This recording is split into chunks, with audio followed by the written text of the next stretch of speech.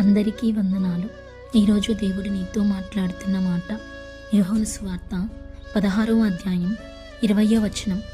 మీరు దుఃఖింతురు కానీ మీ దుఃఖము సంతోషమగునని మీతో నిశ్చయముగా చెప్పుచున్నాడు. ఈ వాక్య ప్రకారం ఇప్పుడు ఏడ్చుచున్న నీవు త్వరలో నవ్వబోతున్నావు. నువ్వు అనుకుంటున్నావేమో సమస్యలు అనే సుడిగుండంలో పడి తిరుగుతూ, పరిష్కారం లేదనుకునే సమస్యలతో తల్లడిల్లిపోతూ, ఏ రేవుకెళ్ళినా ముళ్ళపరకే అన్నట్లు అపజయాలతో విసికి వేసారిపోయి, జీవితంలో అలసిపోయి, ఆదరించేవారు లేక, ఓదార్చేవారు అసలే లేక, సమాధానం లేని ప్రశ్నలతో ఉన్నావా?